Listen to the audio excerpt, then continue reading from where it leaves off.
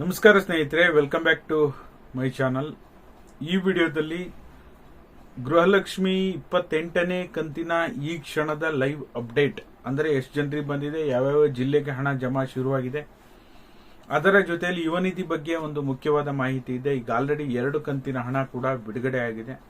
ಮತ್ತೆ February March ತಿಂಗಳ ಹಣದ ಬಗ್ಗೆ, ಅಂದ್ರೆ ಕಳೆದ ವರ್ಷ 2025-26ನೇ ಸಾಲಿನ ಫೆಬ್ರವರಿ ಮಾರ್ಚ್ ತಿಂಗಳ ಹಣದ ಬಗ್ಗೆ, ಪೆಂಡಿಂಗ್ ಇರುವಂತಹ ಗೃಹಲಕ್ಷ್ಮಿ ಹಣದ ಬಗ್ಗೆನೂ ಸಹ ಮುಖ್ಯವಾದ ಮಾಹಿತಿ ಈ ವಿಡಿಯೋದಲ್ಲಿದೆ.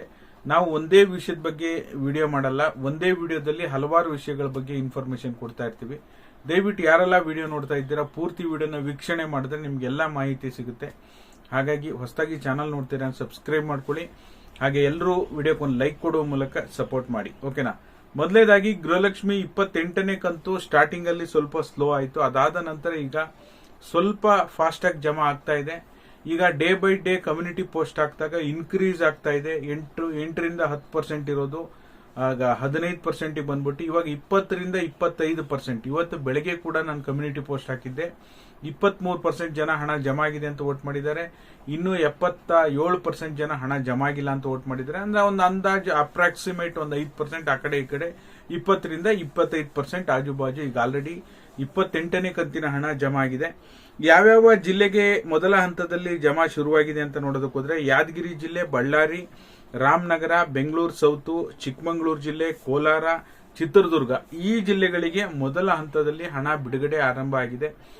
ಇವತ್ತು ಕೂಡ ಬ್ಯಾಂಕ್ ಹಾಲಿಡೇ ಇದೆ. ಇವತ್ತು ಕೂಡ ಹಣ ಜಮಾ ಆಗುವಂತ ಸಾಧ್ಯತೆ ಇರುತ್ತೆ. ಯಾಕೆಂದ್ರೆ ಹಣ ಒಂದ್ಸರಿ ಬಿಡುಗಡೆ ಆದ್ರೆ ಡಿಬಿಟಿ ಮುಖಾಂತರ ಜಮಾ ಆಗುವಂತ ಸಾಧ್ಯತೆ ಇರುತ್ತೆ. ಬಟ್ ಸ್ಲೋ ಇರುತ್ತೆ. ವರ್ಕಿಂಗ್ ಡೇ ಅಲ್ಲಿ ಸ್ವಲ್ಪ ಫಾಸ್ಟ್ ಆಗಿರುತ್ತೆ. ಸಾಕಷ್ಟು ಜನರಿಗೆ ಕೂಡ ಹಣ ಜಮಾ ಆಗುತ್ತೆ, ಓಕೆನಾ. ಇನ್ನ ಬಾಕಿ ಕಂತು ಬಗ್ಗೆ ಅಂದ್ರೆ ಫೆಬ್ರವರಿ ಮಾರ್ಚ್ ತಿಂಗಳ ಹಣದ ಬಗ್ಗೆ ನಿರಂತರವಾಗಿ ವಿರೋಧ ಪಕ್ಷದವರು ಧ್ವನಿ ಎತ್ತುತ್ತಾ ಇದ್ದಾರೆ. ಈಗ ಆಲ್ರೆಡಿ ನಾನು ಸೋಷಿಯಲ್ ಮೀಡಿಯಾದಲ್ಲಿ 2-3 ಸರಿ ನೋಡಿದ್ದೇನೆ.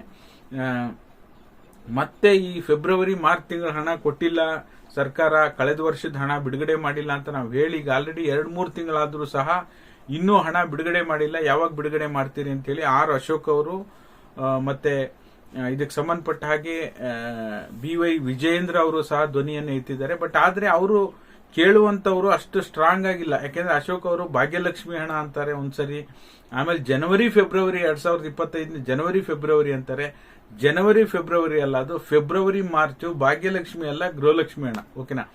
ಒಂದೊಂದ್ಸರಿ ಅವರೇ ಕನ್ಫ್ಯೂಸ್ ಆಗ್ತಾರೆ ಕೇಳುವಂತವ್ರು. ಹಾಗಾಗಿ ಅವ್ರು ಸದನದಲ್ಲಿ ಚರ್ಚೆ ಮಾಡುವ ಕರೆಕ್ಟ್ ಆಗಿ ಇನ್ಫಾರ್ಮೇಶನ್ ತಗೊಂಡು ಕೇಳಿದ್ರೆ ಒಳ್ಳೇದು ಅನ್ನೋದು ನನ್ನ ಅಭಿಪ್ರಾಯ, ಓಕೆನಾ.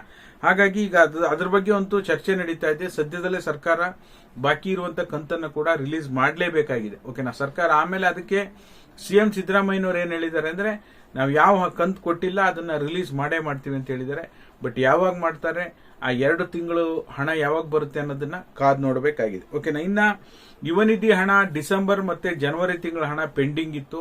ಡಿಸೆಂಬರ್ ಮತ್ತೆ ಜನವರಿ ತಿಂಗಳ ಹಣ ಈಗ ಆಲ್ರೆಡಿ ಬಿಡುಗಡೆ ಹಂತಕ್ಕೆ ಕೂಡ ಬಂದಿತ್ತು. ಈಗ ಡಿಸೆಂಬರ್ ಮತ್ತೆ ಜನವರಿ ತಿಂಗಳ ಹಣ ಯುವ ನಿಧಿ ಹಣ ಬಿಡುಗಡೆ ಆಗಿದೆ.